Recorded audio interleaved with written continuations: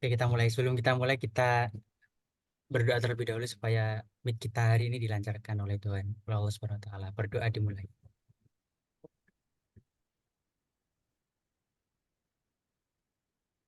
Hmm. Berdoa dapat dicukupkan. Oke. Oke, ini kan pertemuannya dasar pemrograman. Aku mulai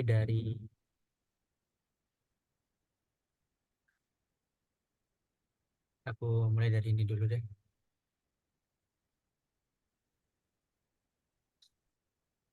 Dari handbooknya.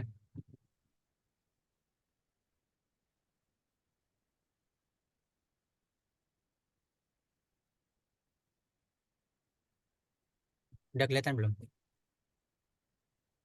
Udah. Di dasar pemrograman kan ada 4 SKS. Nanti satu SKS-nya kan praktikum. Nanti insya Allah bakal aku adain di minggu depan. Jadi bukan minggu sekarang. Jadi minggu depan itu Rabu. Rabu itu dasprok biasa. Terus Sabtunya itu seslab. Seslab tuh kayak eh, asistensi gitulah. Kayak aku ngasih materi untuk praktikumnya. Terus baru minggunya praktikum. Itu aman kan? Iya, aman. Di minggu depan kita insya Allah udah praktikum dasar pemrograman. Oh ya, oke. Soalnya kenapa harus ada seslab? Karena materi praktikum itu spesifik. Jadi yang kita pelajarin di kelas itu kan general, nggak sespesifik yang diajarin sama praktikum. Jadi perlunya seslab itu nanti aku ajarin materi yang emang diperluin buat praktikumnya. Jadi kalau di misal di kelas itu kan belajarnya baru overview, baru pengenalan bahasa C, baru pengenalan coding. Nah, kalau di praktikum tuh udah dikasih kayak simulasi soal-soal yang bakal dikerjain selama praktikum itu. Hmm. Jadi Sabtunya itu ses lab, minggunya itu praktikum. Nah, kan SWD kan juga ada praktikum juga. Mungkin nanti aku seling-selingin. Jadi minggu ini itu praktikum dasprok, terus minggu depannya itu SPD, terus minggu depannya lagi baru dasprok lagi. Gitu. Jadi itu buat praktikumnya. Dasar pemrograman kan kita belajar ngoding. Kenapa sih kita harus belajar ngoding? Kenapa tidak?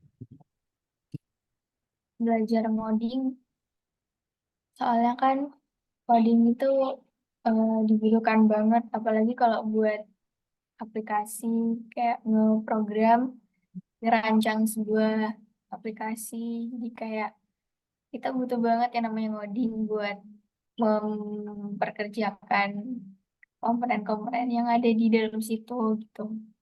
Jadi dia bisa berjalan sesuai dengan apa yang kita mau. Karena kita kan udah ngeprogram dengan coding itu gitu. Hmm.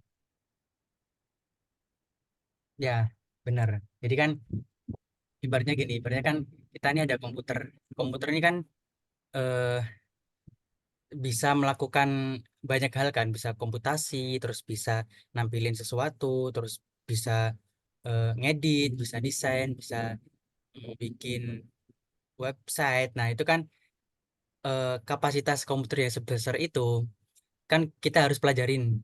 Nggak serta-merta kita tinggal ngetik buatkan buatkan website. Nah, itu kan nggak serta-merta gitu kan. Walaupun ada AI yang bisa, tapi kan AI itu kan pasti ya diprogram dulu sama orangnya kan. Nah, pentingnya belajar Iya. coding itu supaya kita itu bisa memerintahkan komputer supaya komputer itu bisa ngejalanin apa yang kita ingini. Jadi kita ngomong sama komputer, nah bahasa komputer itu kita pahamin, kita ngasih perintahnya itu dengan cara coding gitu. Nah, di dasar programan itu dipakainya itu bahasa C. Bahasa itu kan ada banyak ya. Ada C, ada C++, ada Java, ada misal JavaScript, terus ada yang populer banget Python. Nah, kenapa kita belajar bahasa C? Soalnya bahasa C itu bisa dibilang ini ada sejarahnya tadi. Nih, bahasa C itu didevelop pada tahun 1972 oleh Dennis Ritchie di laboratorium AT&T. Jadi si Bapak Dennis Ritchie ini, si pembuat C ini, dia tuh ngebikin bahasa C pada tahun 72. Jadi coba kalau kita lihat kapan Java dibuat. Nah, Java itu dibuat tahun 90. Terus kapan Python dibuat?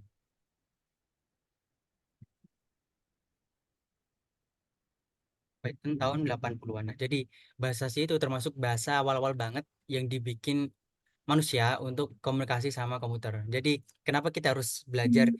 dari dasar banget? Karena C itu bisa dibilang nenek moyangnya bahasa programan. Ya enggak yang jadi ada Java, ada Python, ada C++, C Sharp, ada JavaScript, semua itu pasti terinfluence dari bahasa C. Jadi ketika kita mau belajar ngoding, ya kita pas semester awal-awal tuh ya kita pahamin dulu gimana sih Pak Richard ini dulu tuh bikin bahasa C, terus gimana cara dia bisa bikin program-program untuk ngejalanin perintah di komputer dan sebagainya. Jadi baru baru kemudian semester kita semester 2, semester 3 kita baru belajar bahasa-bahasa yang lebih modern dan lebih gampang dipahami gitu. Jadi kalau kita udah paham basicnya dari bahasa C itu, insya Allah ke depannya kita tinggal belajar sintaks aja. Jadi ketika kita udah paham C, kita udah bisa C++, terus itu tinggal melajarin sintaksnya aja. Soalnya konsepnya tuh udah dipahamin di bahasa C gitu. Nah, jadi kan sempat aku singgung dia tuh dibikin tahun 72, Hmm. dibikinnya tuh di Unix operating system. Kalau nggak tahu Unix tuh kayak kamu tahu Linux nggak? Nah, kan ada Windows, ada Linux. Nah, Linux Hmm. itu di berbasis berbasis Unix gitu. Terus disempurnain sampai sekarang dan masih digunain sampai sekarang. Terus itu overview-nya, itu overview-nya dari bahasa sih. Terus yang dipelajarin di bahasa itu ada apa aja sih? Nah, sebelum itu, jadi kan ketika kita ngoding itu kan kita ngasih perintah ke ini aku bisa itu buka itu nggak ya? Ntar aku buka whiteboard gini. Kelihatan? Ya, Nah, udah kelihatan. oke. Kan ini ibaratnya ada komputer. Set, anggap aja komputer ya. Nah, Kom. komputer. Nah, komputer gitu. Kelihatan nggak?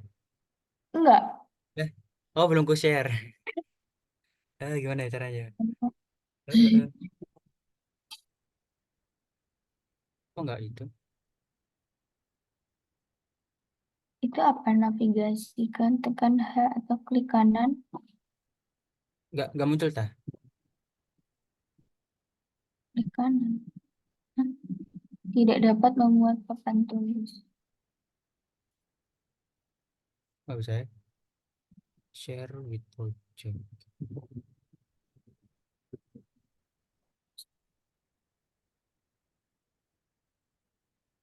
Hah?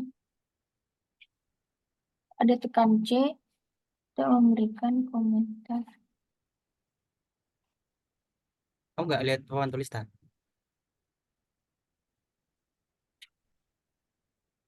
Enggak. Hmm, Emang ada papan tulisnya gimana caranya? whiteboard, ada tulisan whiteboard di bawah. Nah, pencet. Anda tidak dapat membuka papan tulis ketika papan tulis telah dibuka dalam rapat. Hmm, mana ya? Let's map zoom system.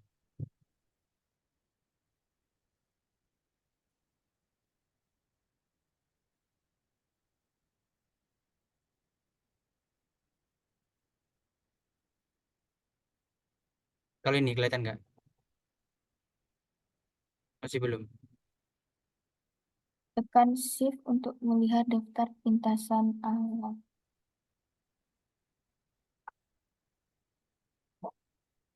Suruh ngapain ya? Masih nggak bisa kan? Belum, belum, Yaudah deh, belum. jangan pakai ini deh. Aku pakai eh, Miro deh, Miro. Nah, Hmm, headshot. Oke, continuous on.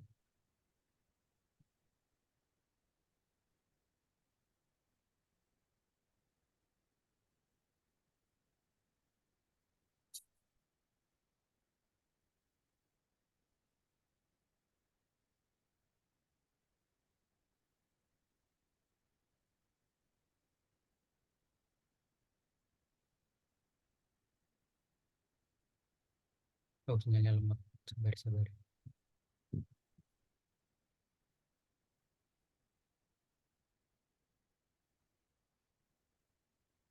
Nggak bisa ya.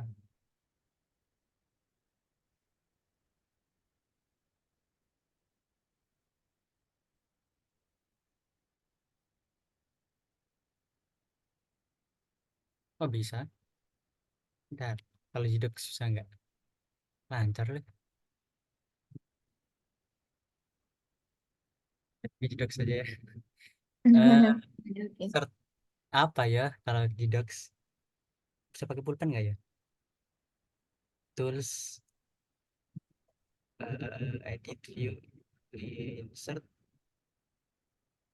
insert terus mana sih cara bikin itu? Coret-coret gitu. Coret-coret tuh biasanya kalau Caca di bukan di Gdocs, di apa namanya? PPT. Itu kayaknya bisa deh. Oh, ini udah bisa. Oh itu. Set.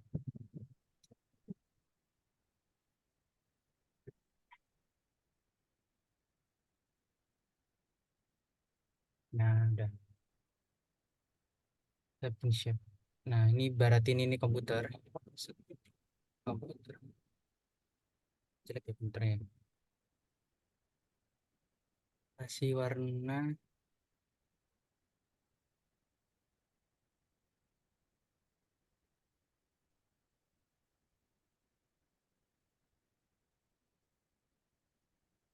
Udah, pokok ini ibaratnya ini komputer gitu. Nah, ini komputer. Terus ada user. Ada user di sini. Set.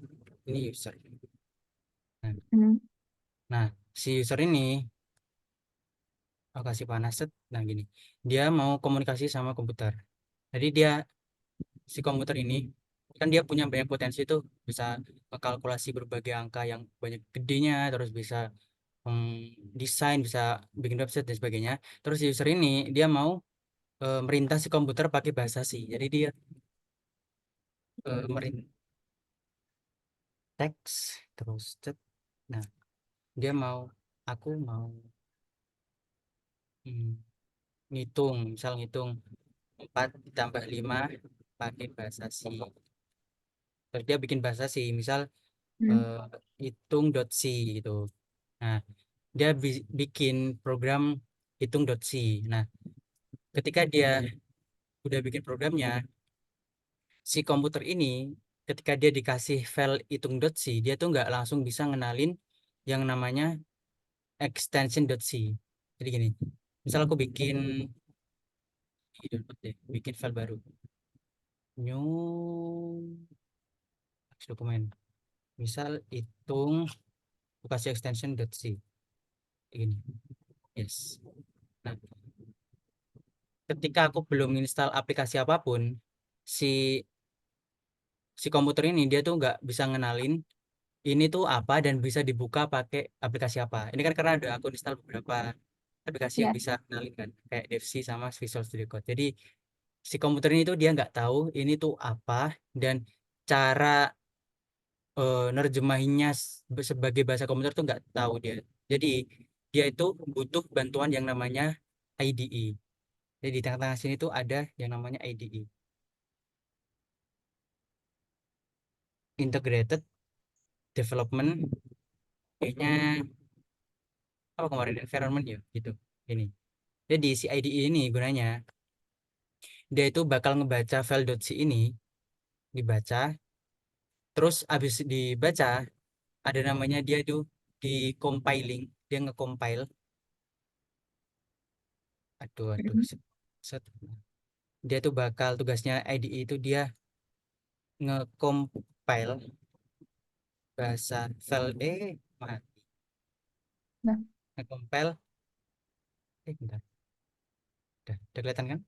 ya udah. Nge-compile hitung.c, terus di compile, terus dia dijadiin file yang bisa dipahamin oleh si komputer. Misal namanya hitung.exe. Nah, misal aku ada ini tadi. Ini tadi aku buka pakai Visual Studio Code. Set.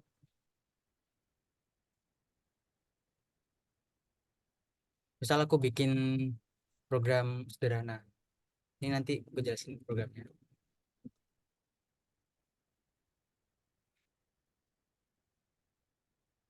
Terus aku mau,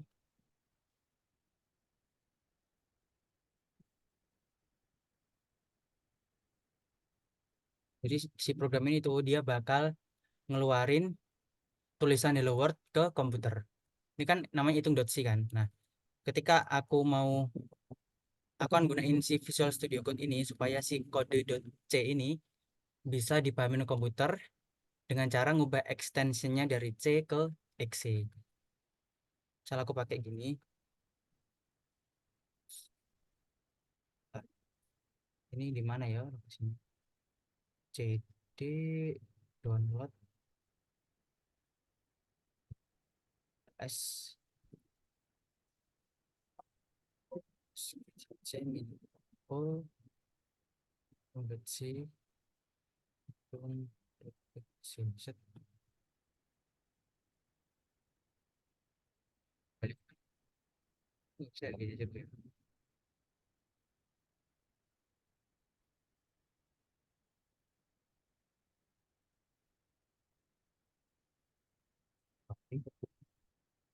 Hmm, dapat di sini.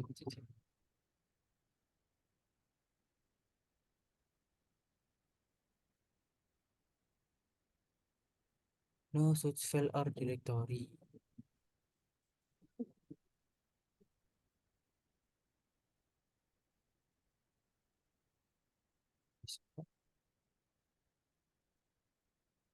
Bentar ya. Mm. Hmm, wah, Error. kenapa error? Pokoknya dia tuh ngubah si tugasnya IDE itu, dia ngubah hitung.c supaya nanti hasilnya jadi hitung.exe. Nah, ketika udah jadi hitung.exe, dia tuh baru bisa dijalanin oleh komputer. Nah, itu tujuannya ada IDE itu. Terus, berarti ketika kita ngobrol, kita bikin bahasa C, itu harus ada perantara IDE buat ngubah, nge-compile file .c-nya jadi .exe. Kenapa harus di-compile dulu? Kenapa nggak C langsung bisa dipahamin? Karena bahasa C itu bahasa yang tadi aku bilang, yang terdahulu. Jadi, komputer tuh nggak bisa langsung ngenalin .c. Beda sama bahasa yang lebih baru dan lebih high end, kayak Python. Kalau Python itu dia nggak perlu di compile jadi .exe karena ketika kita jalanin kan Python tuh .py ya. .py doang itu komputer udah langsung bisa ngenalin karena dia tuh baru jadi programnya tuh lebih disempurnakan dari bahasa C kayak gitu. Jadi bahasa C itu harus pakai IDE buat nge-compile-nya. Nah, kamu udah ada IDE apa buat bahasa C? ID maksudnya? Yang aplikasi buat apa? Buat program bahasa C. Kan ada DevC plus Oh, ada Visual Studio Code. ya itu. Depsi. Depsi. Mana ya? Mana?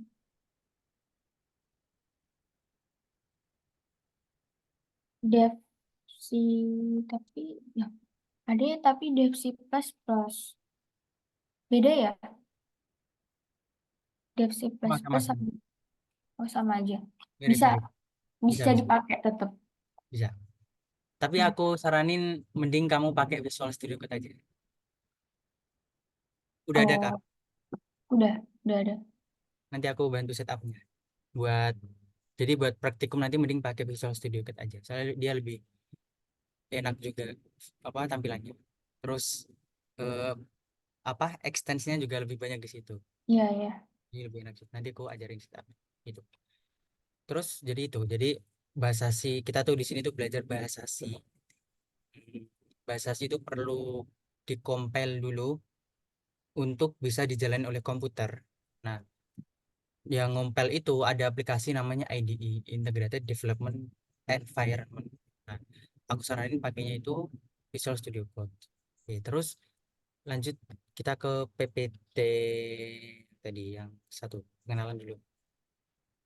Oke, pengenalan bahasa asing. Kita ada IDE.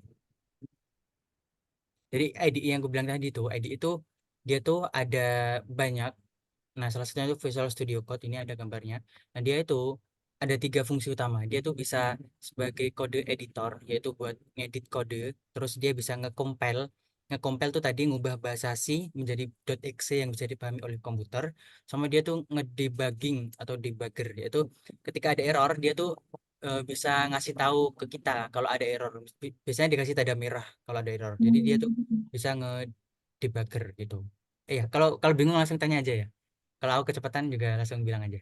Ya, Kak. Jadi, komputer itu dia ngubah kode program kita dari bahasa C menjadi bahasa yang dipahami oleh mesin atau namanya binary code. Jadi kan .exe itu isinya apa? Kalau .c kan isinya tuh yang bisa kita pahamin kayak tadi yang aku bikin tadi. Nah, kan itu bisa dipahamin ada include, ada main, ada return. Nah, kalau .exe itu dia tuh udah jadi binary. Jadi kan kalau komputer itu dia kan bahasanya itu kan untaian dari beberapa binary code. Binary code tuh ingat nggak apa? Yang hanya ada dua macam yang 0 sama 1 itu bukan?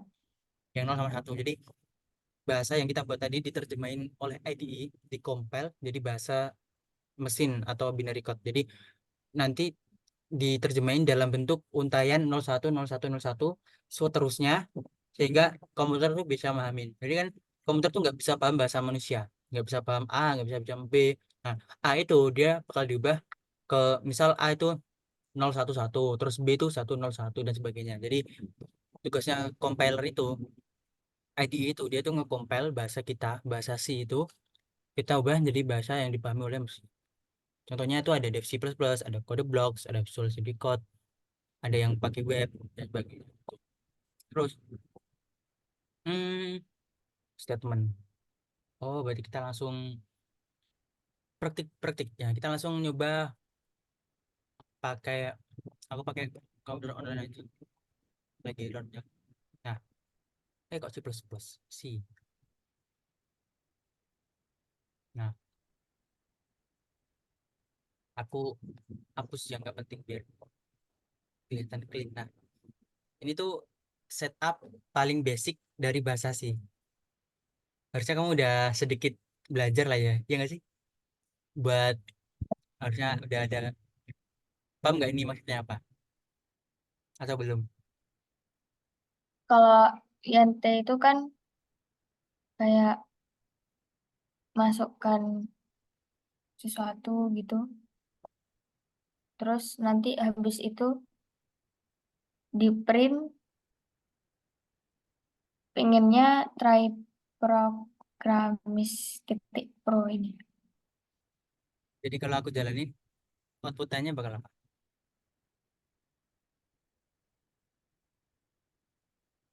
Akuran ya. Bakal Ya, keluar itu. label.o. Ya. Oke, jadi ini kan bahasa C, ini kan namanya main.c. Nah, di bahasa C itu ada basicnya tuh ini paling simpelnya, paling sederhananya. Tapi biasanya tuh gini malah. Hello world. Ini Iya, Hello World. Hmm. paling basic basic dari bahasa C. Jadi di bahasa C itu ada beberapa bagian. Yang paling atas itu kalau kamu baca ada pagernya, terus ada include. Include kan artinya kita masukin sesuatu. Kita masukin apa yang dimasukin stdio.h. Jadi di yang atas ini dia itu namanya apa ya? Lupa. Itu nggak sih? Itu ya. Ntar aku cari. Oh, preprocessor. Nah, jangan-jangan ini nggak seru. Ini. Yang atas ini dia namanya header atau preprocessor. Jadi kan ketika kita ini kan bisa dibilang bahasa C, kita mau merintah komputer. Nah, ketika kita mau minta komputer itu kan ada perintah spesifiknya. Kita tuh mau apa? Misal mau ngeluarin sesuatu ke layar, mau menghitung eh, perkalian, atau mau menampilkan grafik, atau mau mendownload sebuah file. Itu kan ada perintah yang spesifik. Nah, di si perintah itu yang mau kita perintahin itu dia itu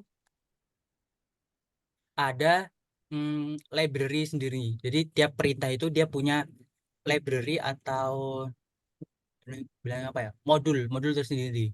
Jadi misal gini, misal aku mau, ketika aku mau komputer mengeluarkan tulisan hello world, mengeluarkan tulisan hello world. Nah, si fungsi yang bisa mengeluarkan tulisan hello world ini dia itu ada di modul yang namanya stdio.h. Nah, jadi kenapa kita harus nulisin ini? Kalau misalnya ini kita nggak tulisin, kalau misal kita nggak tulisin, dia itu bakal error. Karena fungsi buat nampilin ini ke layar itu, fungsinya itu ada di modul yang namanya stdio.h. Sampai sini paham nggak? Caca mau tanya, kalau yang STD itu kan Caca pernah coba. Itu kalau yang di C++ itu makainya nggak hanya itu aja. Jadi kayak ada waktu Hmm. itu pokoknya agak panjang. Ya, Nah, itu apa di semua compiler itu ada ya? Maksudnya kayak harus pakai harus harus apa? harus pakai apa? Maksudnya kayak download komponen baru apa gimana? Gini, jadi Kalau kan, yang di bahasa sih. hmm, gini. Jadi itu kalau di C++ juga ada yang mirip kayak gini, tapi dia tuh C++ itu kan bisa dibilang pengembangnya C kan. Jadi semua sintaks sintaks tuh bahasa pemrograman ini semua ini tuh bisa kita jalanin di C++. Karena emang C++ itu C, tapi ditambahin beberapa keunggulan-keunggulan. Jadi semua bahasa C ini, misal ya aku copy ya. Ini kan ada C++. Nah, aku klik kan. Nah, ini kan C++ kan. Nah, aku pakai bahasa C ke C++, dia bakal jalan dengan normal. Karena emang C++ itu Hmm. juga ada C-nya. Jadi, tapi dia tuh ditambahin fitur-fitur yang bisa lebih lebih lebih apa advance lah daripada C. Jadi kalau di C++ itu dia nggak pakai stdio.h, tapi dia tuh pakainya IOStream. Itu Iya. fungsi yang sama. Jadi sama-sama untuk mengoutputkan, sebenarnya bisa dua, bisa input sama output. Makanya dia bilang IO. IO itu input output stream. Sedangkan kalau stdio berarti standar input dan output gitu. Nah, Hmm.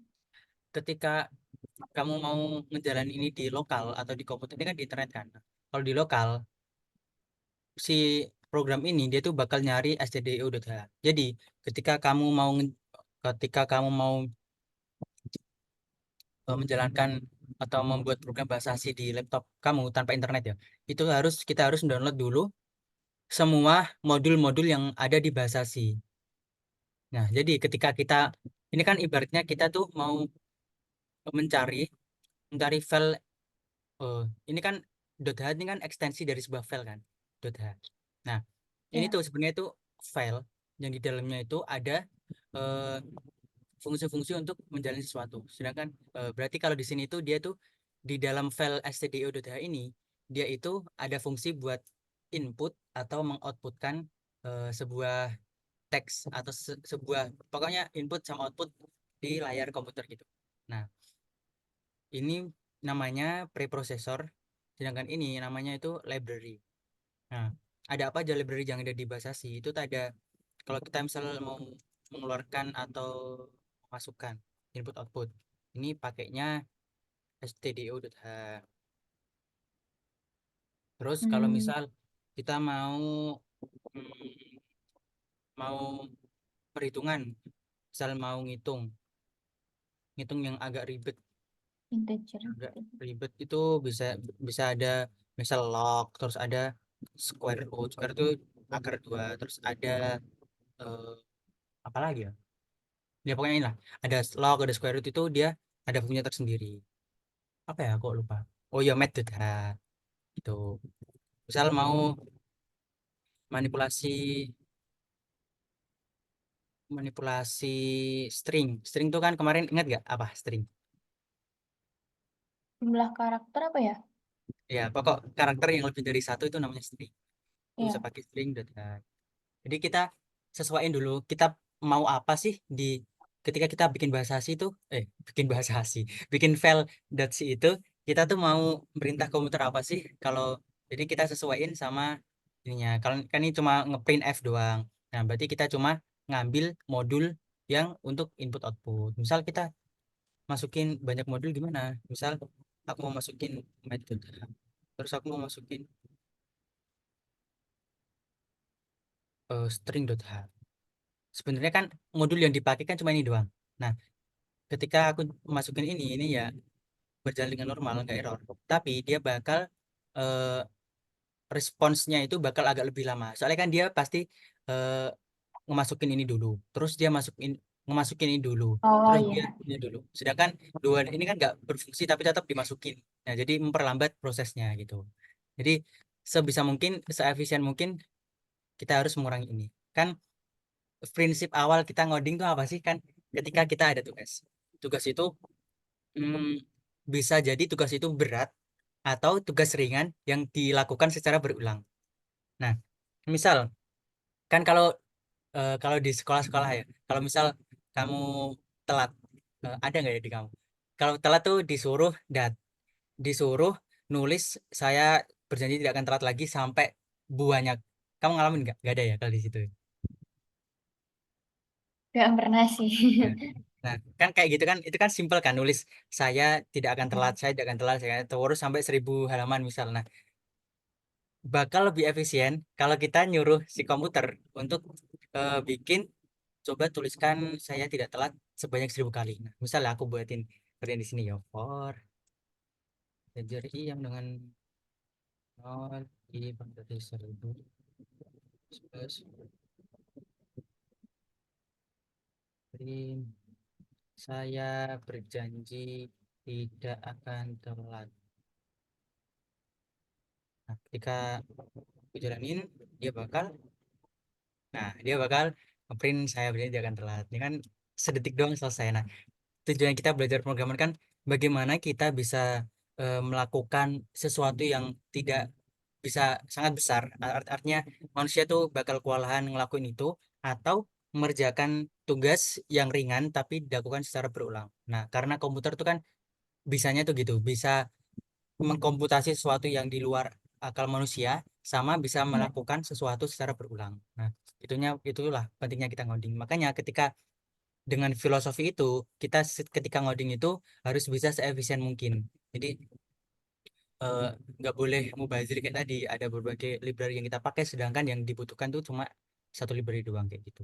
Nah, itu tadi yang paling atas ini namanya preprocessor atau header lah gitu, paling atasnya. Jadi kita mau masukin modul-modul yang bakal kita pakai di kode-kode kita. Kalau misal printf berarti kan dia pakai modulnya itu stdio kita kayak gitu. Terus ada yang namanya ini. Nah, ini tuh namanya fungsi.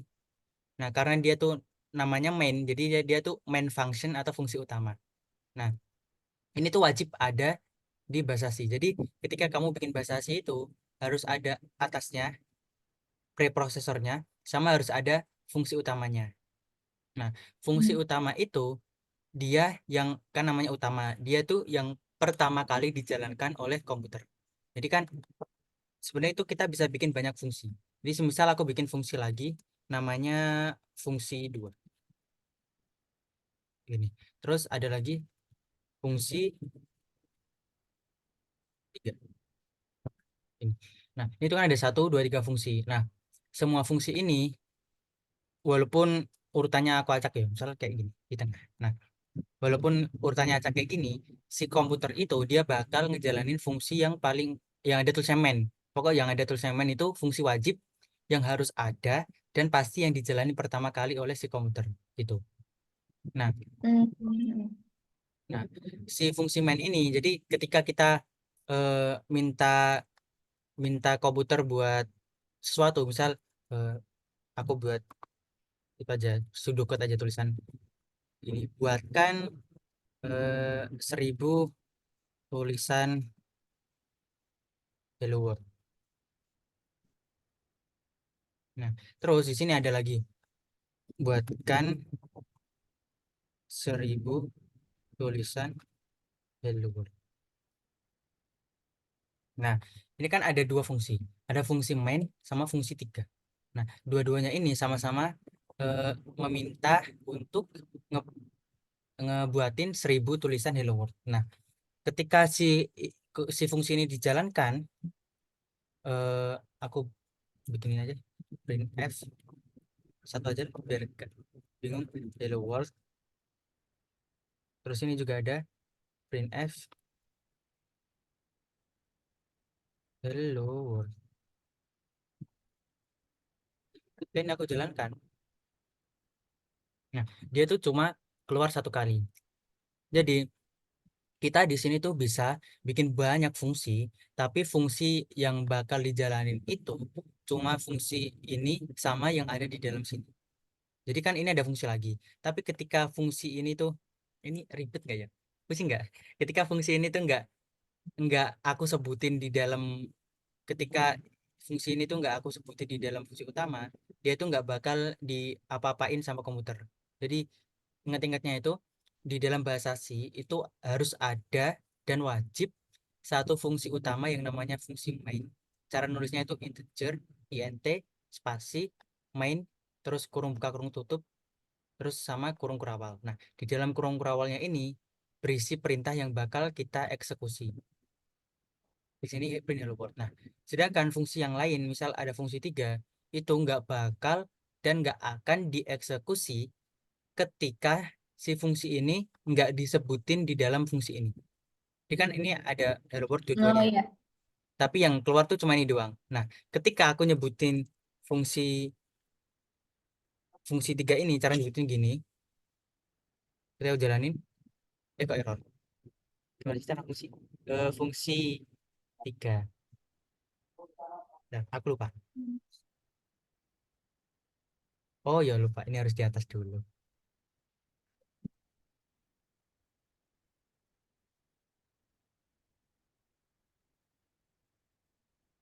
Nah, oh salah salah bentar, bentar. Iya.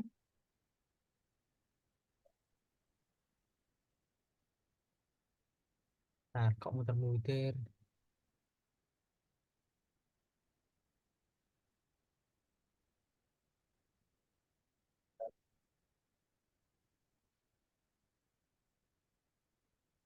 Oh, sinyal gue. Hmm, bentar. Enggak sih. Hmm.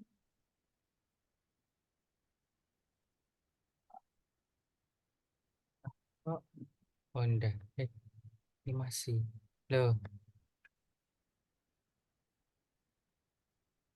nggak bisa.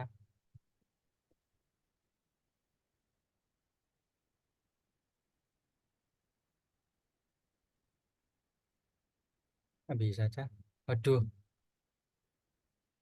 ntar aku cari yang lain. Compiler. Ah, ini deh.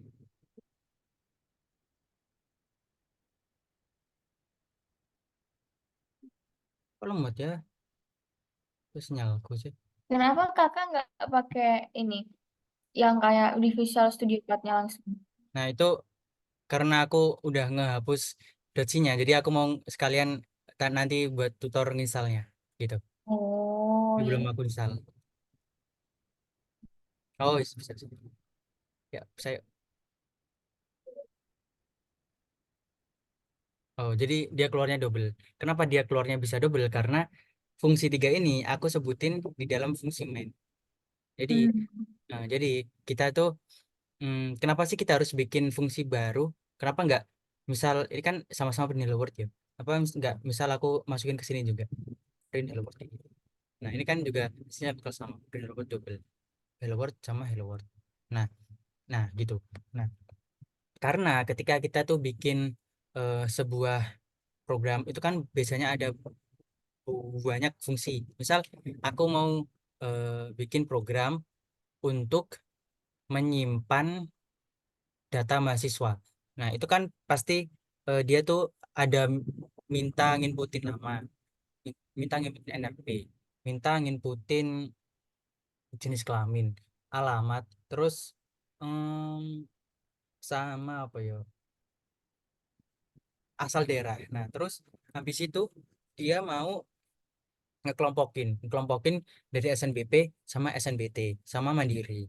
Terus abis itu dia mau ngelompokin berdasarkan jurusan. Terus dia kelompokin berdasarkan fakultas. Itu kan ada banyak fungsi. Nah, ketika kita masukin semua fungsi itu dalam satu fungsi utama atau fungsi main, itu kan bakal susah dipahamin sama bakal eh, kayak terlalu kermuyek gitu lah, tak kermuyek ya, kayak Ya, terlalu susah dipahamin kalau dimasukin dalam fungsi utama. Jadi ketika kita bikin sebuah program itu biasanya tiap fungsi ini tuh dia itu bakal punyai eh, tugas tugas dan eh, sifat khusus. Jadi misal fungsi 3 ini tuh khusus buat ngeprint hello world sekali. Terus misal aku bikin fungsi 4, misal aku bikin fungsi 4 tugasnya itu untuk ngeprint hello world 2 kali. Hello world. Nah, gini, dia untuk ngeprint hardware 2 kali. Jadi kan setiap fungsi itu dia bakal punya fungsi spesifik satu sama lain. Jadi kalau misal fungsi 3 tuh buat ngeprint hardware sekali, terus fungsi 4 tuh buat ngeprint hardware 2 kali. Jadi ketika kita bikin gini, jadi kan kita paham, oh fungsi ini tuh buat ini, fungsi ini tuh buat ini, fungsi ini tuh buat ini. Supaya kan ketika kita ngoding kan biasanya kan nggak kerja sendirian, kerja sama orang lain. Nah, ketika kita bikin kayak gini, itu bakal lebih mudah untuk dipahami sama orang lain. Jadi bikin fungsi itu biasanya dibuat untuk spesifik perintah tertentu. Jadi ada yang atas tuh namanya apa tadi, ingat gak? Yang paling atas yang atas tuh apa sih namanya tadi tuh? Pakai bahasa Inggris. apa Oh iya, ini? preprosesor. Ini preprosesor. Ya, Preprosesor yaitu baris perintah yang akan menjadi acuan untuk memproses, bukan acuan sih. Jadi untuk bisa memproses yang ada di main itu harus ada preprosesor. Soalnya modul buat ngejalanin perintah ini tuh ada di dalam modul ini gitu. Terus library itu yang di STDI ya kan. yang Oh, ini tuh namanya library. oke. Fungsi main untuk ini nggak jelas sungguh jelas aja ini. Nah, di bahasa C itu aku hapus dulu deh. Oh jangan jangan, aku kupas dulu aja. Aku paste di mm, mm, mm, mm, mm. Eh, cara balik ke Zoom gimana ya? Ntar. Oh ini aku masukin di sini.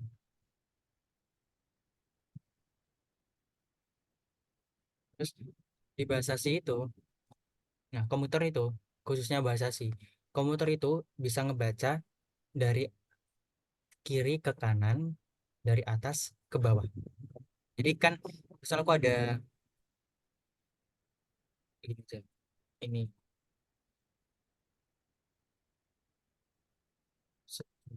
ini misal aku perintah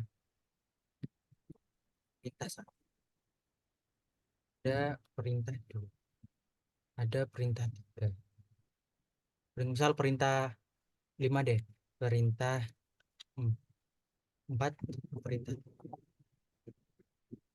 Ini kan ada 5 perintah yang aku pengen. Nah, si komputer itu dia tuh sifatnya itu dia baca dari kiri ke kanan, kayak scanning gitu, dari kiri ke kanan, kalau udah mentok baru turun. Dari kiri ke kanan, atas bawah, atas ke bawah. Jadi ketika aku jalanin komputer ini, ibaratin kamu sebagai komputer ya. Kamu bacanya itu bakal set set set gini, set. Nah, oh ternyata si ini tuh mau si user tuh mau menginputkan sesuatu, terus dibaca lagi seret. Nah, selesai. Oh, dia mau nginputin Hmm. library stdio.h. Berarti si user ini dia tuh mau nge-input atau output gitu. Terus abis itu turun, set. Terus turun sampai sini. Oh, ini fungsi utama. Berarti fungsi utama itu si komputer ini bakal ngejalanin yang ada di dalam kurung kerawal ini. Terus dia turun, set, baca ini perintah 1, terus perintah 2, 4, 3. Nah, jadi ketika dia baca ini semua, berarti yang dilakuin kan dia ngelaksanain perintah 1 dulu, habis itu perintah 2, perintah 5, perintah 4, sama perintah 3. Gitu. Nah, perintah 5 sampai 3. Jadi dia walaupun ini tulisannya kan 1 2 5 4 3, tapi dia tuh baca dari ke kanan atas ke bawah. Jadi urutannya ya yang paling atas duluan bakal dia baca. Set set set set gitu. Nah, dalam fungsi main itu kan awalnya tuh gini. Yang paling basic perlu return nggak ya? Ya nggak apa. Paling basicnya kan tadi gini. Nah, ketika kita membuat sesuatu atau meminta sesuatu ke komputer ke bahasa C itu harus diakhiri sama titik koma. Ini sama kayak C++ juga. Jadi ketika kita dalam satu baris ini, ya, yang paling ujung itu harus kita kasih titik koma. Itu ibaratnya sebagai penanda, sebagai ngasih tahu ke komputer kalau Pemisah, si, ya kenapa? kayak pemisah gitu. Ya kayak ibaratnya titik. Nah kalau jadi komputer ketika baca, ketika ketemu titik koma, dah selesai, lanjut ke bawahnya gitu. Hmm. Kayak satu baris ini tuh satu perintah, terus ini tuh perintah lagi kayak gitu. Nah jadi ketika aku bikin kayak gini, ini jalan nggak, error nggak?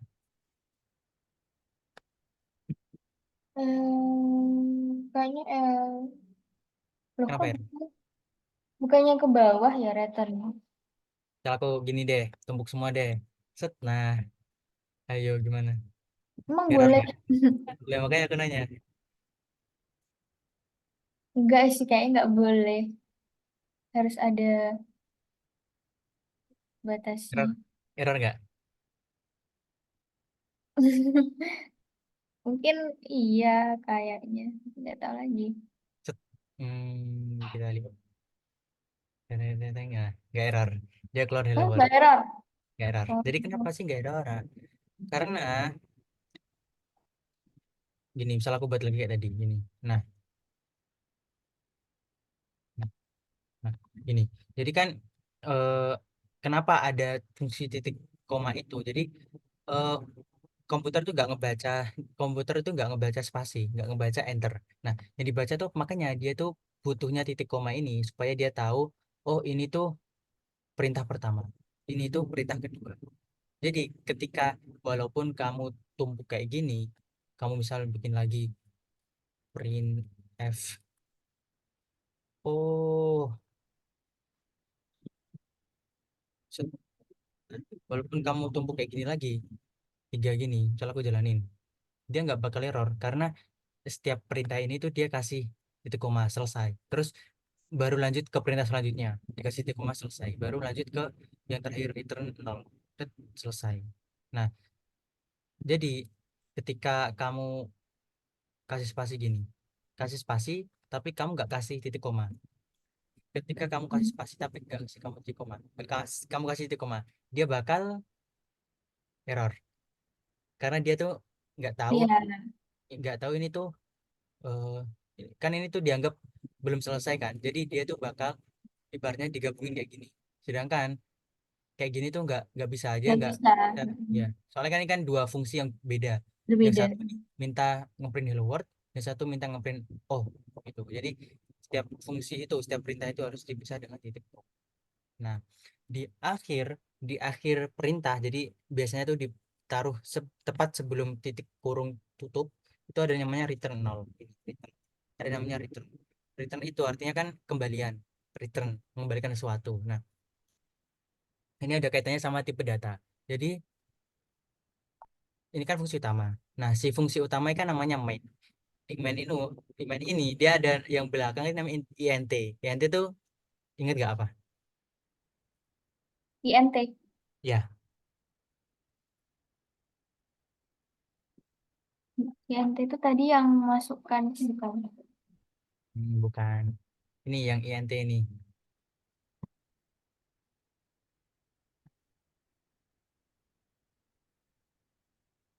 INT.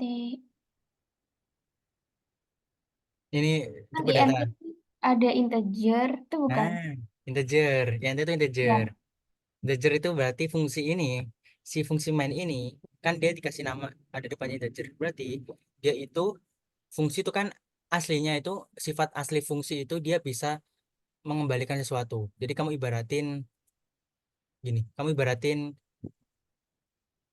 Ntar aku bikin kotakan lagi.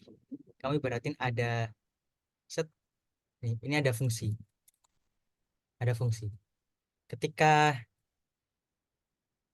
kamu ingat fungsi matematika nggak? Nah, fungsi matematika tuh mirip sama fungsi yang ada di pemrograman. Nah, ketika ini tuh kamu input sesuatu. Jadi kan fungsi. Fungsi tuh misal kan kalau matematikanya tuh apa ingat nggak? Simbol matematikanya fungsi. Ingat nggak? Apa halo? Simbol matematikanya fungsi. Fungsi itu F enggak sih? Ini fungsi yang gini kan Yang F. matematika Yang mana? Ntar saya lupa. fx. Oh iya fx.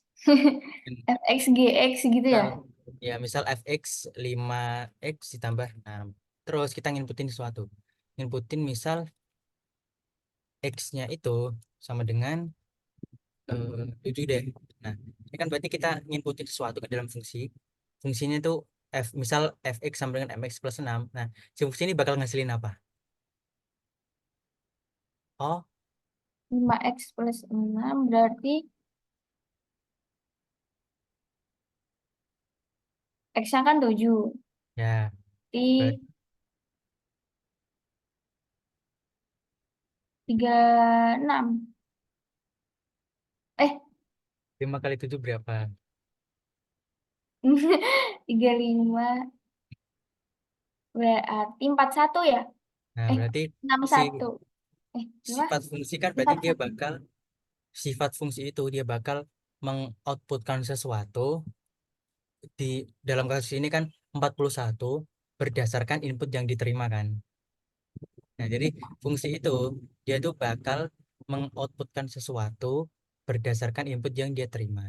Nah, harus gitu. Nah, sedangkan mirip sama kayak yang di pemrograman. Jadi ini kan namanya fungsi. Nah, si fungsi ini karena dia di depannya ditulis int, integer, berarti dia bakal mengoutputkan secara default, dia tuh bakal mengoutputkan integer. Nah, itulah kenapa di paling bawah itu kita kasih return 0 karena sebenarnya tuh ini kan ada returnnya. Nah, karena kita nggak butuh returnnya, nggak butuh kembaliannya. Nah, kita kan cuma butuh ini doang, ngeprint sama ini, ngeprint nggak ada hubungannya sama integer. Karena nggak ada hubungannya, jadi kita nge-return 0 sebagai tanda kalau kita tuh nggak bakal nge-apa-apain si fungsi main ini, bang. Gimana ya? Jadi karena kita nggak butuh returnnya, jadi secara default si fungsi ini tuh ada returnnya. Nah, karena kita tuh nggak mau secara default juga si returnnya ini nol, bernilai nol. Karena kita tuh nggak butuh returnnya, maka kita biarin tetap nol. Itu, paham nggak? Kalau kita ubah gimana? Misal kita ubah 12, bisa, Hmm. nggak error. Karena 12 ini kan integer juga. Jadi karena dia tuh integer juga. Oh. Nah, kecuali kalau kita ubah jadi A. Set. Nah, itu Nah, error A. Error A undeclared. Not each undeclared individual is report audio. Oh, karena si ini kan integer. Karena ini integer, maka returnnya itu harusnya angka. Karena ini tuh char atau karakter. Jadi dia error. Dia gak ngenalin ini tuh apa gitu. Kalau misal kita nggak tulis returnnya, bisa nggak? kalau nggak nulis returnnya emang bisa. Bisa.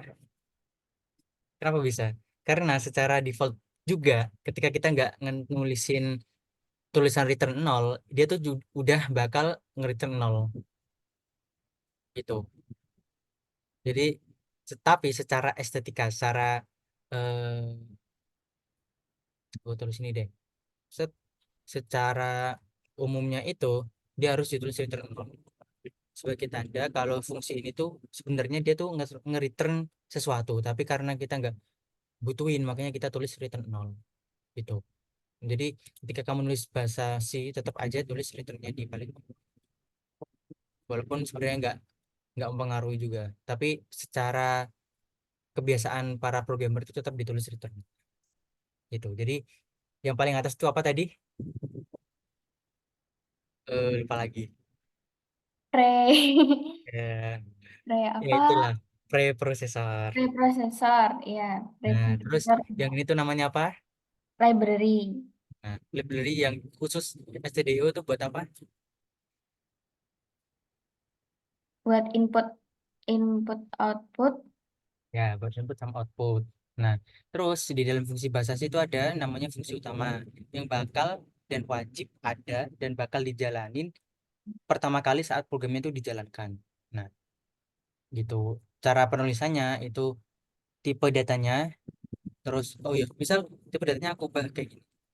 Tipe data kan ada eh, char. Misal aku char. Aku return kan char itu kan karakter. Yang kemarin inget nggak? Yang satu Iya, karakter. iya. Nah, karena char itu karakter, berarti dia bakal nge-return suatu karakter. Makanya ini aku kasih A, dia error nggak? Set, kok error? Error. Bentar. Kalau gini, oh iya bentar. Oh iya, kalau karakter itu, ini kan karakter, jadi dia harus diapit petik satu, gitu. Nah, jadi karena pokoknya defaultnya itu integer. Integer tuh buat nandain dia tuh bakal ngembaliin suatu nilai bilangan, terus nama fungsinya harus main, main, terus ada kurung biasa. Ini tuh di dalamnya tuh biasanya ada isi sesuatu, tapi itu masih agak susah. Jadi nanti aja di pertemuan selanjutnya. Pokok defaultnya tuh nama tipe datanya di sini integer, terus nama fungsinya dikasih kurung, terus dikasih kurung berawal buka, kurung berawal tutup. Nah, perintahnya itu kita masukin di antara kurung berawal buka sama kurung berawal tutup. Terus di akhir diakhiri dengan return. Itu. Ada yang tanyain nggak sejauh ini? Pasti agak sedikit, nggak apa, dikit aja. Ada yang tanyain? Kalau kalau misalnya ya nih Kak, kan kita mau masukkan tipe data yang bentuknya, tapi kayaknya nggak dibahas di sini deh ya. Tanya lain, Apa? tanya lain. Eh, tadi tuh Caca dengerin kalau misalnya return yang karakter itu gimana deh? Bisa diulangin sekali lagi. Oke. Jadi kan fungsi itu penulisannya kan gini. Nama fungsinya sama tipe datanya. Kan di sini integer. Ya. Karena integer berarti dia ngereturnnya harus integer juga. Sedangkan kalau misal aku ubah jadi char, char kan karakter. Hmm. Ngereturnnya itu harus char juga. Misal X. Oh, Nah, tapi kalau char itu penulisannya harus diapit sama satu tanda kutip. tanda kutip. Hmm. Gitu. Tapi kalau nggak pakai tanda kutip berarti langsung error gitu kan ya? Error. Karena Hmm. kalau kayak gini tuh dia nggak kenalin kalau ini teacher karena yang penulisannya nggak pakai tanda kutip itu hanya bilangan atau angka gitu. Tapi kalau kayak gitu keluarnya apa coba? Ini gini Kalau ada ininya, kalau ada tanda petiknya, kalau ada tanda petiknya itu keluarnya apa? ya keluarnya secara seperti normal ya kayak gini aja cuman kalau kita keluarnya normal cuman si ini itu dia bakal nge, nge-outputin nilai X sebenarnya di fungsi selanjutnya itu ketika kita di pertemuan selanjutnya ya ketika kita mendefinisikan sebuah fungsi, si fungsi kan bakal ada keluarannya kayak gini, kayak tadi. Nah, sebenarnya kan ini tuh bisa kita gunain untuk menjalankan fungsi selanjutnya. Paham nggak? Jadi karena gini, ini kan masih dasar banget, masih simpel banget. Jadi si fungsi ini, si fungsi ini, si returnnya ini kan nggak kita pakai apa-apa. Nah, sedangkan nanti di pertemuan selanjutnya, ketika kita bikin fungsi kayak gini, fungsi, ketika kita nginputin sesuatu, fungsinya 41. Nah, si 41 ini bisa aja dipakai untuk fungsi selanjutnya, fungsi kedua. Jadi misalnya ini fungsi satu, satu. Terus ini fungsi dua. Nah, di sini ini kan 41. Ini masuk ke input. Nah, di sini misal ada fungsi lagi. Misal fungsinya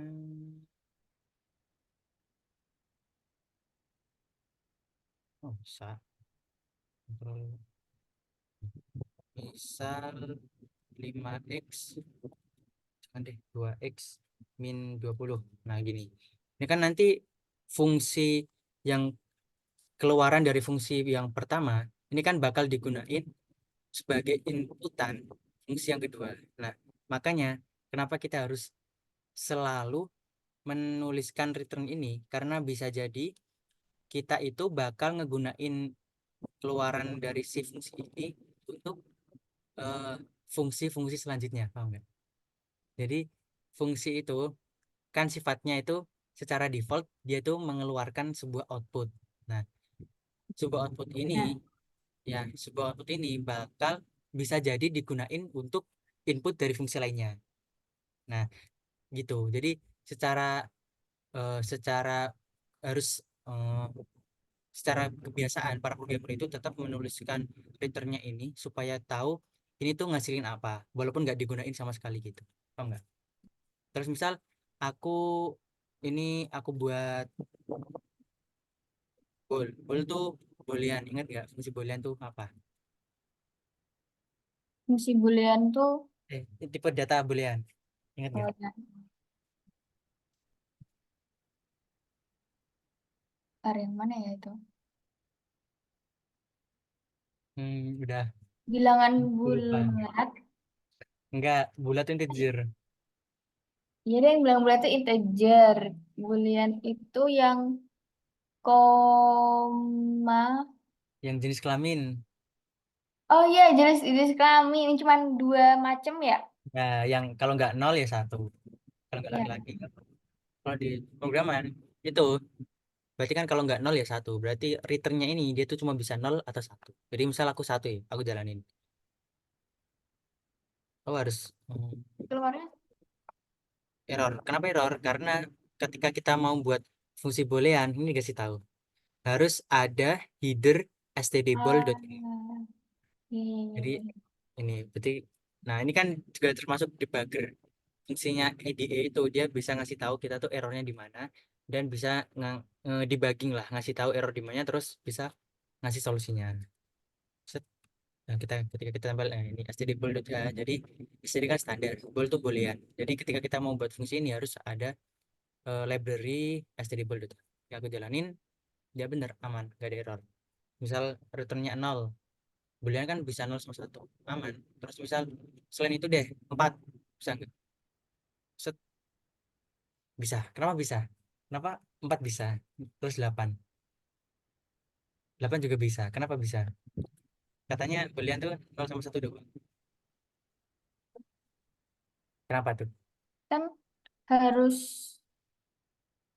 loh. Lele.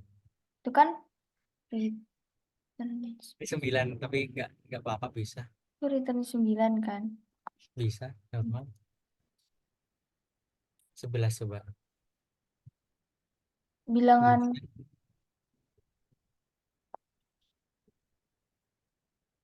Kira-kira apa jawabannya?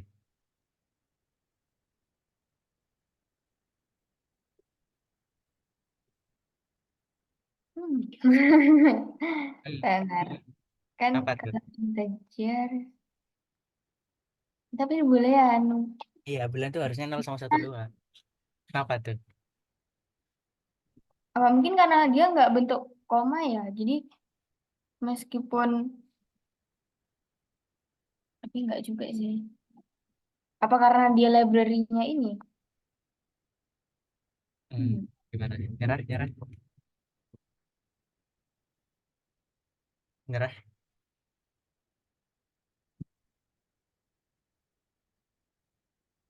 nyerah, nyerah. Gimana? Sama aja mungkin. Apanya yang Maksudnya sama? ya masih bilangan bulat kan? Do, boolean kan 0 sama 1. Antara 0 sama 1 doang. Kalau bulat bulat integer. Tapi kenapa ini 12? Tapi emang Ya, harusnya kan 0 sama returnnya 1. emang, Kenapa? emang returnnya mempengaruhi. Iya, pengaruhi. Tuh, coba. Misal aku A, returnnya A. Enggak, maksudnya kan kalau A itu kan udah jelas dia char kan beda. Kalau misalnya kayak boolean sama integer itu kan masih dalam lingkup kayak bilangan, jadi bukan karakter gitu loh Tapi ini char datanya. juga gak error. Ya, char gak error, kelihatan gak Aduh, error. char juga nggak error ya. Ayo, misal V, gak error. Kenapa boolean kok bisa gitu? Berarti Tahu nggak? boolean bisa semua dong. Tahu nggak? Jadi ketika angka ya, misal angka 0 sama 1. Tapi kalau di bahasa C itu, uniknya bahasa C, ketika 0 itu dia dianggap 0, tapi ketika selain 0 dia itu dianggap 1. Jadi kan 0 itu false. Selain 0 dia langsung anggapnya true. Jadi entah itu 1, entah itu 2, entah itu 3, asal selain 0 dia anggapnya true. Kan emang harus cuma ada dua kan, true sama false. Sedangkan kalau bilangan kan banyak. Nah, bahasa C itu nggak tahu kenapa dulu pembuatnya kayak gitu. Pokoknya 0 itu false, selain 0 itu true. Jadi misal kamu masukin 5, masukin 6, masukin A, B, C itu tetap true Ya. selama selain 0. Nah, makanya Oh, dia, oh dia iya tuh iya iya. buat, Iya.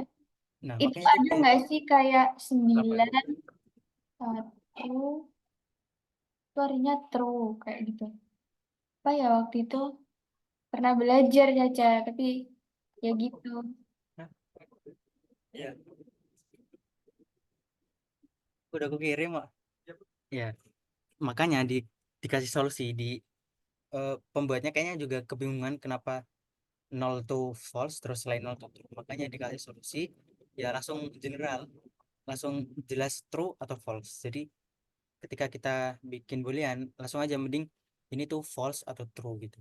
Jadi ini dia dia bisa nge-return false artinya salah, atau dia tuh bisa nge-return true artinya sama gitu. Jadi boolean tuh true sama false. Kalau integer itu bilangan, kalau char itu karakter, kalau string itu kumpulan char, kalau desimal apa? Kalau yang bilang desimal apa? Desimal, Depannya F. apa ya aku? Pol, Hampir, plot, hampir. plot, nggak tahu Ya, lah. benar. Ya, Iya, benar. plot ya. Nah, terus gini, ini kan semisal ini aku udah selesai bikin program ini ya. Nah, ketika aku bikin program ini, terus ternyata aku kerjasama sama orang lain. Nah, sup- supaya orang lain itu paham sama codingan yang aku buat, berarti kan kita harus ngasih tahu ini tuh fungsinya buat apa, ini tuh fungsinya buat apa, ini fungsinya buat apa gitu kan. Nah, itu namanya itu komentar.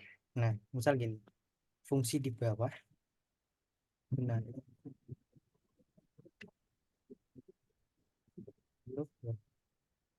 Terus di mana lagi? Isi lagi fungsi di bawah gunanya.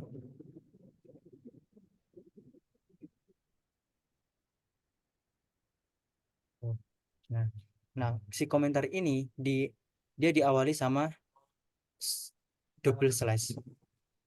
Fungsinya supaya namanya aja komentar ya. Jadi kita itu ngekomen program kita supaya bisa dibaca oleh manusia lain.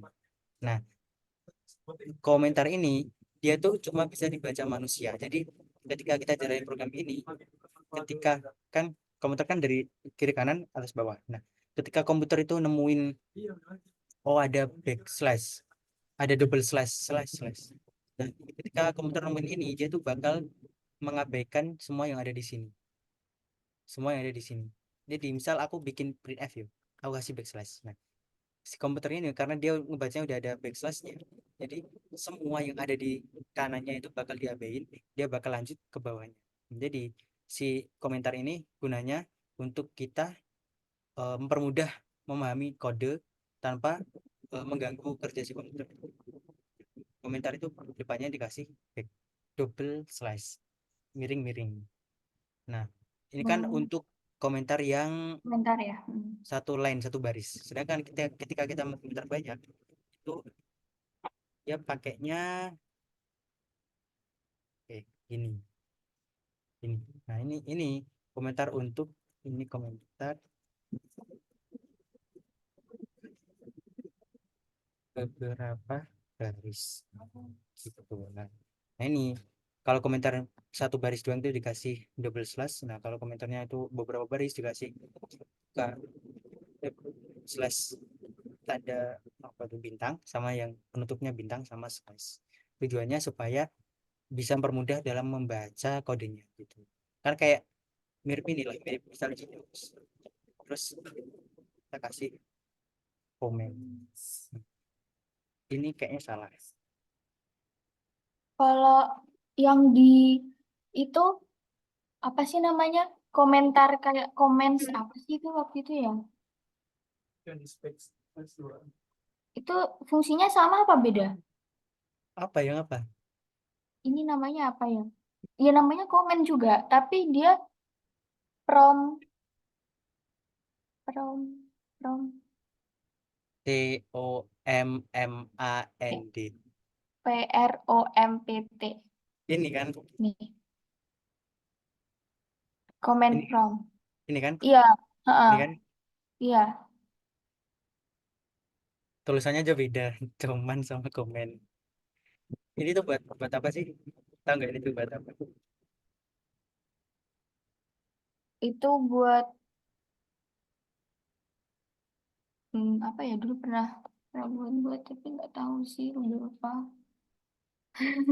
Ya, jadi tuh ini tuh File. bisa dibilang comment prompt atau kalau bahasa biasanya tuh terminal. Nah, Oh dengan iya terminal. gunanya itu buat kita bisa mengakses komputer, cuman dari ya ini tuh ibaratnya kita ngomong sama komputer tuh secara default tuh pakai terminal. Jadi misal aku ngetik dir ini tuh bahasa bukan bahasa sih, bahasa bahasa Windows yang ketika kita ngeklik enter, set, nah enter ini tujuannya tuh untuk menampilkan semua direktori yang ada di komputer. Direktori itu apa sih? Ini direktori itu eh Nim, apa ya? Directory. kayak gini lah. Kalau di ini kan ada C, ada D, dis Oh iya, itu gitu. Ini kan ada penyimpanan. C, Penyimpanan. D, sama E. Ya, penyimpanan, direktori atau penyimpanan. Nah, ini fungsinya untuk komunikasi sama komputer. Misal ada di direktori itu ada links, ada musik, ada VPN, ada Oh pictures, ada iya. short film, short film.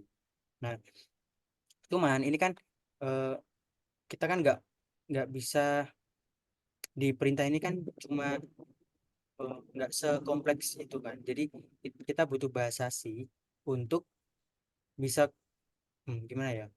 Kalau kita pakai ini doang, ini tuh cuma bisa ngejalanin beberapa perintah ibaratnya yang ada di standarnya laptop gitu lah. Misal buka folder, terus buka browse apa ya? Buka foto, download foto. Sedangkan kalau fungsi yang kompleks itu tetap kita butuh bahasa sih buat ibaratnya kan bikin bikin perintah khusus yang kita pinginin. Misal kita mau ngitung 100 bilangan prima pertama itu kan nggak mungkin dia si Windows ini nyediain komen buat itu kan, jadi kita harus bikin khusus itu namanya comment prompt atau terminal kayak tadi ini kan komentar. Nah, komentar misal kita ibaratin di Docs deh. Nah, si komentar ini kan dia ada di sini tapi kan dia nggak ngeganggu program yang ada di dalam sini kan. Jadi misal kita PKM, Mm. kita PKM KTI deh, KTI A. Nah, kita bikin bab satu pendahuluan, terus tiba-tiba hmm, tiba-tiba kita bikin latar belakangnya itu tiba-tiba di guru kita tuh ngasih tahu paragraf satu paragraf satu paragraf paragraf satunya itu ternyata harus diubah. ada beberapa teks yang kurang kurang relasinya kurang sama paragraf berikutnya. Kan kita nggak mungkin tulis di dalam sininya kan. Ini kurang benar. Nah, kita kan nggak mungkin nulis di sininya kan. Soalnya kan dia bakal ganggu paragraf utamanya ini. Makanya tujuannya komentar itu supaya kita bisa ngasih tahu diri kita atau orang lain tentang program kita. Ini ada yang salah misalnya.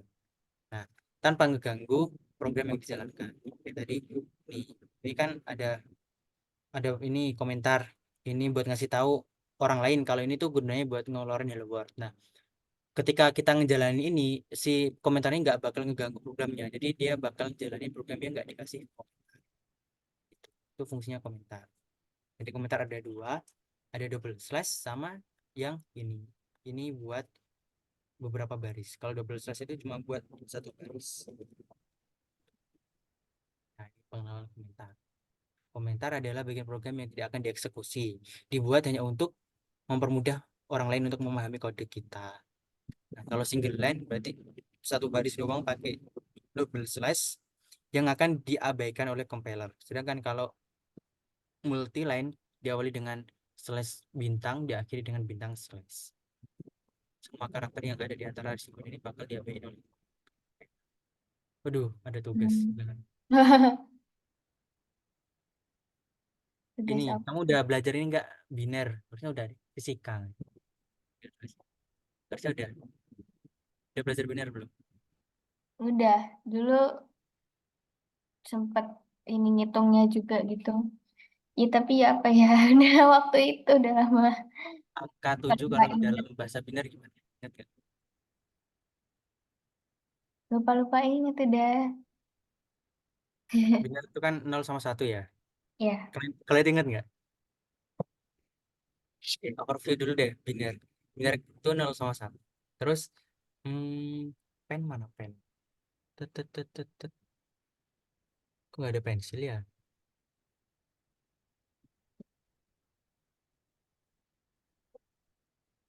Make board.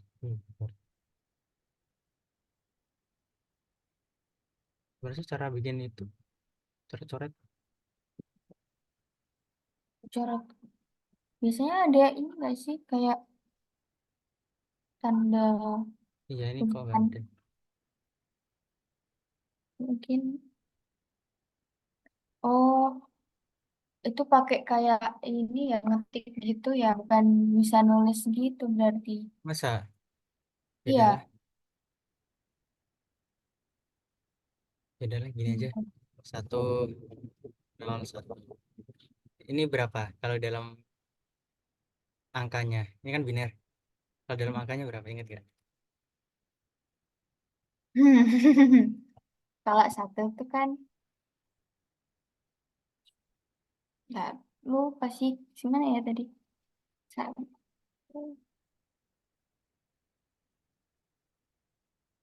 Lupa. Empat. Ya Oke, cara ngitungnya. oke. Jadi biner itu kan dua. Basisnya itu dua, 0 sama 1. Nah, Ya. cara kita kan ada biner, ada desimal. Kalau dalam sistem bilangan ya. Kalau biner itu 0, 1, kalau desimal itu ya 1, 2, 3, 4, 5 sampai seterusnya itu desimal.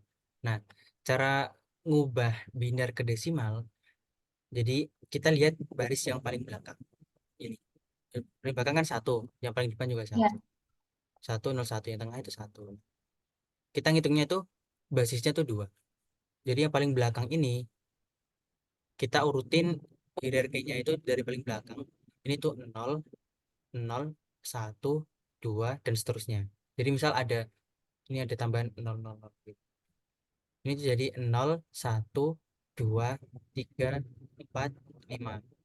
Nah, berarti Oh ada ya. ada 6 digit bilangan biner tapi dimulainya itu dari 0. Jadi 0, 1, 2, 3, 4, 5. Terus cara ngitungnya gimana? Ingat nggak? Cara ngitungnya itu kita mulai dari belakang. Terus kan 0. 0 itu dia tuh jadi pangkatnya. Jadi 2 pangkat 0, 2 pangkat 0 Ngadu pangkat nol. Terus ditambah 0 eh ini 1 kali 2 pangkat 0 ditambah nol kali 2 pangkat satu, terus ditambah satu kali 2 pangkat 2. Ingat nggak? Terus habis itu ditambah. Iya, jadi kan nah gini, nol ini kan satu dikali 2 pangkat nol itu kan berapa? Satu kali 2 pangkat nol berapa? 2 pangkat 0, 0. Satu. Satu. Satu kali satu? Satu. Satu. Berarti ini hasilnya satu. Terus nol kali 2 pangkat satu berapa hasilnya? 2 pangkat 1 kan 2. 0 berarti. Nol. Berarti satu tambah nol, satu. Terus Satu. satu dikali 2 pangkat 2 4 berarti. empat. Berarti Berarti 5. 5. Berarti sisanya ini nggak usah lah. Nol. Udah jelas. Berarti hasilnya nol juga. Nah, berarti 101 ini kalau dalam biner, kalau didesimalkan hasilnya berapa tuh hasilnya? Kalau dijadikan, Desimal. Desimal tuh bukan koma ya. Desimal tuh satu 2 3 4 5 bilangan bulat. Kan kalau biner tuh bilangan basis 2 0 sama satu. Kalau desimal itu bilangan satu sampai seterusnya. Tadi loh berapa? Satu ditambah nol 6. ditambah 4 Eh, 5 deh. 5. Jadi, Ya. nah itu PR buat kamu belajarin bilangan biner. Bilangan Ya. biner, oktal sama Nah, oktal itu heksadesimal. yang gimana ya? Oh iya, iya. Kayak gitu ya. Oktal Oke. kan 8. Kalau biner 2, oktal 8. Kalau heksadesimal itu 16. Nah, ya, ada contohnya. Kalau desimal tuh 0 sampai seterusnya. Ini sebenarnya nggak terbatas. Nah, kalau benar itu 0 1 1 0 1 1. Pokok 0 sama 1. Kalau oktal itu 0 sampai 7. Kok, kok 10 ya? Oh iya bener.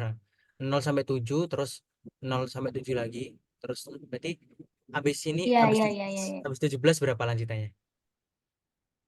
Hah? Habis Ini kan 17, 0 1 2 3 4 5 6 7 10. 1, berarti 11 kan 12 13 14 15 17 berapa terus?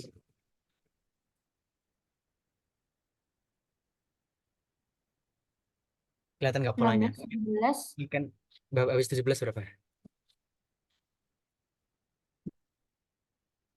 Kan habis 7 kan langsung 10. Berarti berarti habis 20. nah 20 bener. Jadi sampai 7 ya ibaratnya kayak bilangan biasa lah. Sampai 10 kan langsung 11 12 gitu. Tapi ini cuma sampai 7.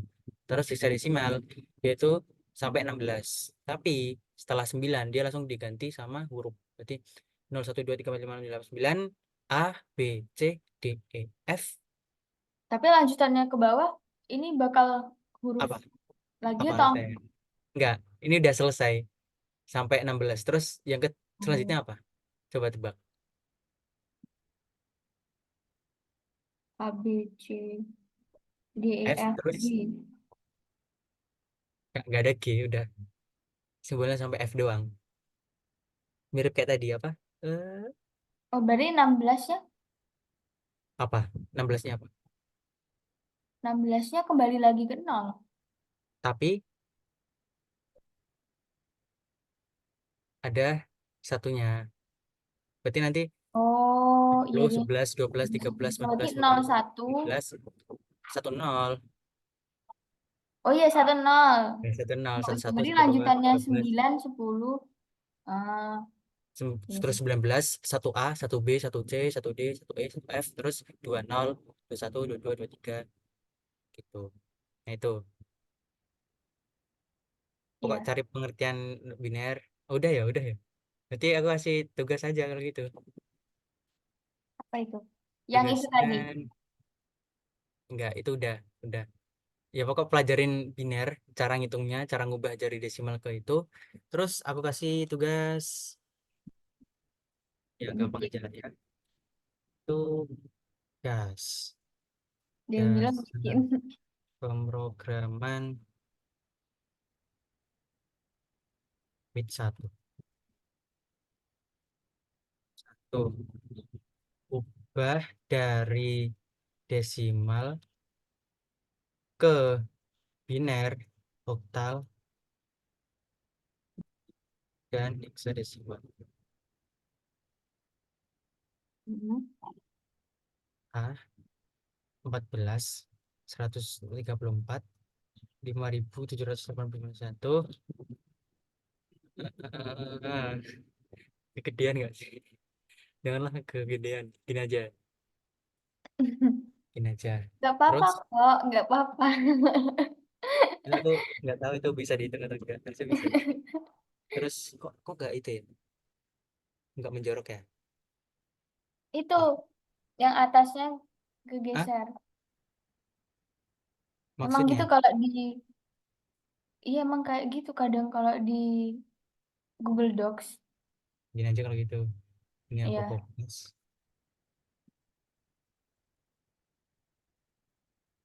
Ah, Atasnya sih itu dirubah. Yang itu, yang ada agak penggaris, ini ya digerak-gerakin gitu. Baru di. bisa. Digerak-gerakin. Oh, udahlah, udah. Ubah Sesuai. dari desimal, ke, kok dari desimal? Dari biner ke desimal, oktal, dan hexadesimal.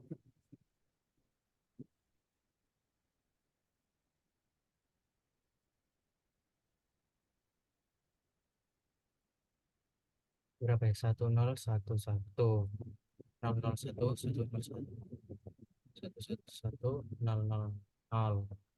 1010, 011. Dah, dua aja lah. Jangan banyak-banyak. Apalagi nih? Oh, mau lagi. Gimana? Digerak-gerakin gimana sih? Itu. Nah, iya kayak gitu. Tapi Tapi kegeser enggak, lagi pelan-pelan. Biasanya bisa kok. Nah, enggak, tapi nggak numberingnya sejajar ya. enggak lanjut. Beda gak apa? Terus bikin program aja ya. Kalau enggak itu, apa yang satu dua tiga itu yang tulisan ininya diklik. Biasanya bisa. Yang Terus, ini, yang di atas tuh, hah? yang Yang kan ujung nih, ujung. Yang, ujung tuh mana ini? iya ya. Terus yang ada satu, straight, dua, straight, tiga, straight gitu, Satu set. itu diklik. Oh, ini Iya. diklik. Mm-mm. Hilang dong. Enggak, yang ininya, yang tiganya. Oh.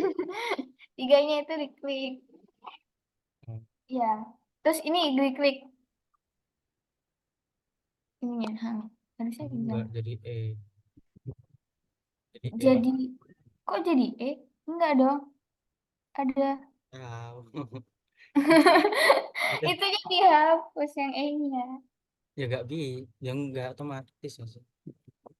Dan Jadi enter dulu. Di enter dulu coba. Skip. satu.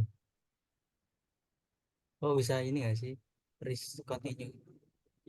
Jadi E. Ya lah, gini aja nggak apa. Iya digeser gitu mungkin lah. Apa lagi ya? Satu lagi ya. Masa aku suruh coding? Ini ya, yang dulu lah. Aku lihat dulu deh. Apa ya di sini ya? Hmm, hmm, hmm, hmm. Ini belum masuk while gitu ya? Belum, jauh banget itu. Baru Hmm. perkenalan ini. Udah nggak Soalnya sabar. Chandra tuh dari dulu kayak masih agak bingung ketika bingung banget kayak Hmm, apa sih kok diulang-ulang gitu. Apalagi kalau masuk kayak dulu hmm, tuh habis. Iya, makanya ya salah aku dulu juga gitu. Makanya aku mau pelan-pelan aja ini supaya nggak terlalu terbebani. ya Apa ya? Satu lagi. Request. eh buat program apa gitu Oh, ini yang aja yang input output. gampang ya, benar. atau enggak dulu Cacep di Organisasi. Codemaster tuh ada nih, nanti tinggal udah ada kan ya, paling cuma tinggal dirubah apa, kayak buat masukkan input pengurangan pertambahan gitu.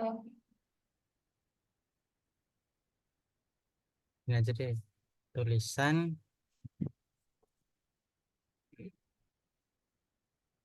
tulisan hello world. Terlalu simpel lah, hello world. Terus lalu di bawahnya ada tulisan hello dunia. Lalu di bawahnya ada tulisan ini, Pancasila. Gimana Pancasila. gimana lalu di bawahnya ada tulisan Pancasila. Gini terus contoh guys, contoh outputan. Ini aja biar jelas. Hello world. Terus hello dunia. Terus Pancasila. Satu, kedua Maha Esa. Dan belajar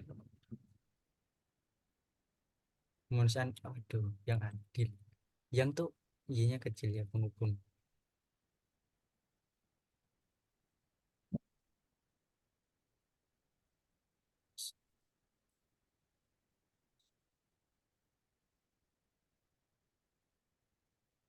Di, dipimpin I-nya D-nya.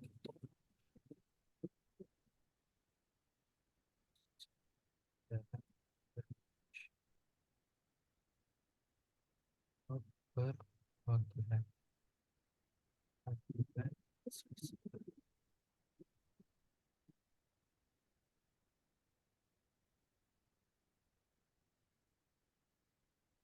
Ya, tugas file.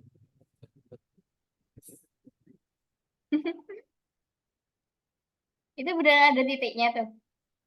Hah? Oh, Kan ada. aduh udah jadi PDF. Bebas lah, bebas lah. Ya udah oke. Emang kalau dosen di ITS ngasihnya 11-12 kayak gitu apa nggak lebih susah? Hmm, lebih ya ini tadi yang ini cuma disuruh ini doang, nyari pengertian biner, oktav sama hexadesimal. Jadi Oh simpulkan gitu. sendiri lebih susah apa lebih mudah. Hmm. Set, dah. Oh berarti step by step ya? Maksudnya Cece kira tuh, oh enak udah. Enak, enak, enak kayak gini ya step by step aja suka. Jadi kayak diulang, diulang, di review. Ya soalnya aku pernah bingung sama dosen yang tidak step by step. Puyeng. Oh ada. Adalah banyak. Wah. Soalnya kan kalau kalau kamu ya udah pinter, misal Hmm. SMA, terus kamu ngajarin SD, itu kan pasti pikiranmu tuh bakal nganggep pelajaran ini kan mudah. Jadi karena kamu udah anggap mudah, pasti ngajarnya tuh ya sesuai dengan pikiranmu, nggak sesuai sama pikiran anak SD. Jadi ketika kamu ngajarin tuh kayak ini tuh gampang kok, gampang gini-gini doang, tapi bagi anak SD kan nggak segampang itu. Itu Mm-mm. curse of knowledge. Kok takut ya? Udah, kayaknya nggak sempat deh buat variabel, besok aja kalau gitu. Apa? Itu di bawah. Udah dikirim. Ah ini kan. Udah aku kirim. Oke, siap. Sama ini deh intermezzo dikit-dikit terkait variabel. Dikit aja. Tipe data sama variabel. Set. Langsung ke contoh. Ribet juga ternyata. Dikit aja deh. Kan ketika kita kayak sistem basis data itu kan ketika kita mau membuat kayak matematika deh, matematika. Ketika kita mau membuat sebuah variabel, kan matematika kan ada variabel juga ya. Variabel itu apa? Variabel tuh variabel Ada kayak X, ada X, Y, ada Z, Y, Z, ya. W, Q, apa itu? Berarti huruf berarti. Gak harus, emang harus huruf. Gak harus, gak harus sih. Jangan bilang karakter. Hmm. Karakter bukan ya? Oh, Emang harus karakter aja. enggak sih. Hmm, Apa? Variabel itu apa? Buat apa? Dan fungsinya apa?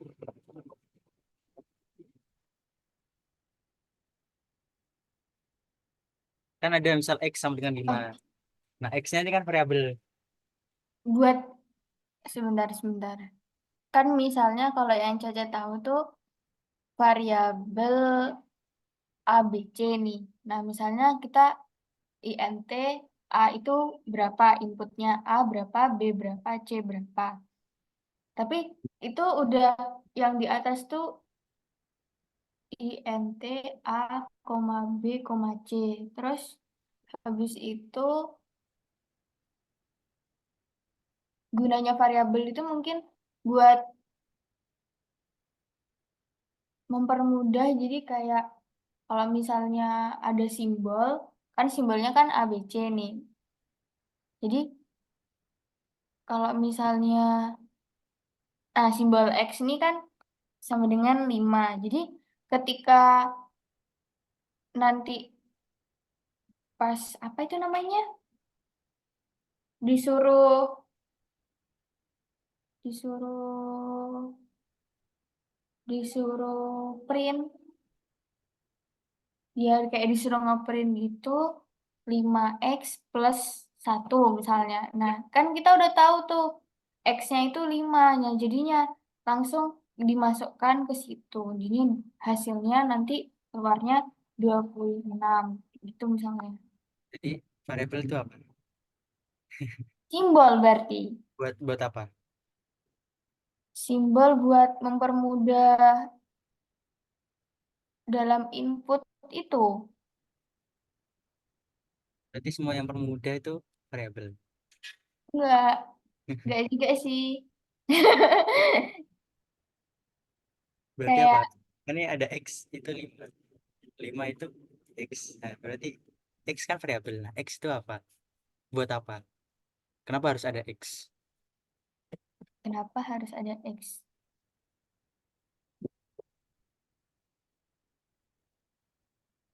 Karena lebih ininya ke sama dengan itu sih, kan berarti artinya penggantinya X itu ya 5. Gantinya 5 itu X. Penggantinya 5 itu X. Karena bernilai sama kan? Ya, ada sama Iya. dengan. Jadi apa definisinya? Variabel adalah sesuatu yang berguna untuk menyimpan Nilai. nilai. Kenapa disimpan? Mau disimpan. Kenapa 5 harus disimpan di dalam X? Supaya ya supaya gampang ketika dipanggil gitu. Jadi misal kamu ada air, kamu mau mindahin air dari misal dari baskom baskom ke gelas. Kok dari baskom ke gelas? Kamu dari kamar mandi ke halaman depan. Nah, ketika kamu mindahin kan susah kan. Nah, makanya butuh yang namanya ember atau baskom buat nyimpen air itu supaya bisa dipindahin dari kamar mandi ke halaman depan. Nah, kayak ya mirip kayak variabel. Dia nyimpen nilai 5 supaya nanti-nanti kalau si 5 itu bakal dibutuhin, jadi kita tinggal manggil si X-nya. Nah, itu namanya variabel. Nah, variabel di pemrograman nggak hanya bisa nyimpen nggak hanya bisa nyimpen bilangan doang, bisa bilangan, terus bisa desimal atau koma-komaan, bisa char atau karakter, terus bisa apa ya, bisa string itu kumpulan data. Nah, yang bedain itu apa? Jadi yang bedain itu kalau angka itu dia ditulis langsung literal gini. Angka, kalau desimal tuh dikasih titik, bukan koma ya, titik. Untuk nendain kalau ini tuh desimal. Terus kalau char itu dikasih petik satu. Terus kalau string atau kumpulan dari beberapa char itu dikasih petik dua. Nah, kan komputer tuh nggak tahu tuh, walaupun kita kasih pembeda gini, tapi komputer tuh eh, secara aslinya tuh dia bingung. Walaupun kita kasih W sama dengan string gini, tapi tuh kita harus ngasih tahu sejak awal si X ini tuh dia tuh nyimpen tipe data apa, variabel X ini nyimpen tipe data apa. Jadi kan misal ini 55 tuh apa tipe datanya? Bu, kok Bulian sih? Depannya I, Hah? depannya I. Integer. Nah, integer. Ya. Jadi gini, jadi kita ngasih tahu komputer X ini dia itu bakal nyimpen nilai integer. Nah, nilainya itu kita kasih 5. Hmm. Jadi kalau yang Y ini apa? Tipe datanya. Plot. Tulisannya Plot. F Plot. L. L O. A. T T. Eh, O R T. plot. Plot. Gak sih? Iya, plot nggak ya? Beda keluarnya benar. Iya Terus kan? kalau Z Set ini itu apa? char. Tulisannya. CHAR. Terus kalau yang ini kumpulan Sebentar, dari beberapa char banyak S. sebentar, Kak. Oh.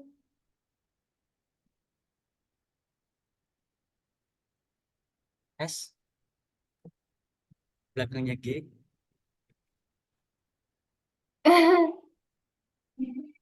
Sebelahnya gender. satu suku kata, huruf vokalnya I. Nah, huruf vokalnya I. Ya pokok ini sin belakangnya ang deh. Gak lupa ya. Banyak S belakangnya eng. Huruf vokalnya I. Ing. S. Ing. Oh, string. Iya. Nah, dan ini beberapa Ya, tipe itu data. string. Tipe data. Jadi tipe data ini kan tipe data. Ini variabel nama variabelnya. Ini nilainya. Nah, nanti kita pelajarin di pertemuan tadi. Ada integer, ada float, ada char, ada string. Nah, ada yang Berarti ditanya. ini yang di mana? Yang di yang waktu itu pas waktu Caca kan bilang ke Kak itu isinya kan tipe data. Nah, terus itu banyak banget, ada berapa lembar itu ya. Nah, terus saya kan mikir, loh, ini bukan yang dipakai buat pemrograman ya, gitu. Tapi kok saya mikir lagi, tapi kok isinya materi semua, nggak ada yang praktek, gitu. Nah, apa? Yang pas kakaknya ngirim itu PPT yang tipe data, Yang tadi. ya, Yang enggak, yang ini. sebelumnya bukan, bukan. Yang itu, yang ada suaranya dosennya, Cica dengar. Oh ini ya, yang 64 MB. Oh iya, namanya entitas. Entitas. Ya, ya itu. Nah, itu kan banyak banget ya. Nah, terus Cica mikir gini, ini kok rata-rata itu kalau makin ke bawah tuh ya, akhir-akhirnya itu itu kok masuk ke dasar pemrograman gitu. Kayak Hmm. program gitu. Apa minggu depan bahasnya pemrograman aja apa ini juga sama yang entitas itu. Ya, soalnya kan emang bersinggungan. Cuman kalau di sistem basis data itu si variabel tadi, misal x ya, x itu kalau di sini dibahasnya itu dia memiliki relasi sama variabel yang lain. Jadi misal kamu punya nama, namamu itu pasti berelasi atau berhubungan sama ibu kamu, sama keluarga kamu. Terus Hmm. berarti walaupun di dunia ini tuh ada banyak banget yang namanya Caca, tapi pasti pembedanya ada bedanya kan. Nah, ada bedanya Ya, kan karena ya. relasi dari Ya, variabel ada yang lain itu. ciri khusus. Kalau Ah, kalau itu ciri khusus yang spesifik ada khusus. nah, karena kamu bahas SBD, PR-nya udah selesai belum? Ya. Yang mana itu tadi? Yang PR Jumat minggu lalu. Iya, itu Caca bingung. Kan gini, Loh, loh, loh. Caca tuh mau buat yang universitas. Nah, Nah, terus universitas itu mau Caca gimanain ya buat datanya, terus buat kan ada data, terus ada informasi. pengetahuan sama informasi. Nah, Hmm. mau dibuat kayak yang diajarin ini, tapi nyarinya di mana datanya gitu loh. Loh, data data itu aja, asal aja. Asal. Misal data data mahasiswa, hmm, misal data mahasiswa yang kumpulan mahasiswa yang itu yang masuk PB, masuk ITS SNBP. Nah, kamu asal aja misal misal namamu terus nama orang lain Budi Joko Anton NRP-nya asal aja. Itu kan Oh, nunjukin kalau itu pengarang data. gitu jadinya. Ya, Tapi persis ini atau gimana? Dimodif gitu? itu yang mana lagi itu? Bentar gue cari. Itu PT berapa itu? Oh ini, yang ini, Iya, yang itu. yang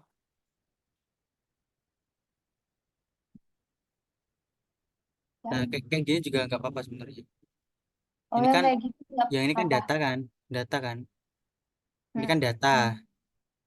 data soalnya nggak ada keterangan konteksnya ini tuh buat apa. Konteks. Terus habis itu kamu bikin lagi tabel kayak gini juga, tapi kasih keterangan ini tuh data penerima KIPK, data SNBP. Oh, Hmm. oke, oke. Terus info pengetahuannya ya kamu bikin kayak paragraf cerita atau apa gitu dari sini tuh dia tuh bakal diaplikasikan dari diaplikasikan buat bikin apa ya bikin bikin list penerima penerima KIPK penerima duit KIPK gitu. Jadi kan pengetahuan kan didapat dari informasi untuk melakukan sesuatu gitu. Jadi pengetahuannya Oh, mungkin jadi bisa kayak cerita. bikin prolog gitu, cerita awal. Nah, Hmm, cerita dari informasi ini tuh bisa dipakai buat apa? Itu pengetahuan. oke. Berarti Terus, sebelum oh, sebelum Jumat bisa ya PR-nya. hah? Sebelum Jumat. Sebelum Jumat pertemuan kita Loh, bisa besok, selesai. enggak, besok nggak ketemu? Yuk, sebelum SBD yang SBD. Sebelum Jumat kan Oh, pertemuan SBD kan Jumat. iya. Sebelum Jumat itu udah bisa selesai, bisa nggak? Caca Nanti mau dibahas. nyelesain hari ini. Oh ya udah, semangat. Kan udah paham. Oke, semangat. Sebelumnya kan nggak paham. Kenapa nggak nanya? Udah bilang 24 Soalnya jam. waktu itu tuh pending sama yang lebaran, yang apa ya apa. Jadi kayak tergeser. Udahlah gitu. Oke, oke. Ada yang Ya. lain lagi? Hmm, udah jam 4.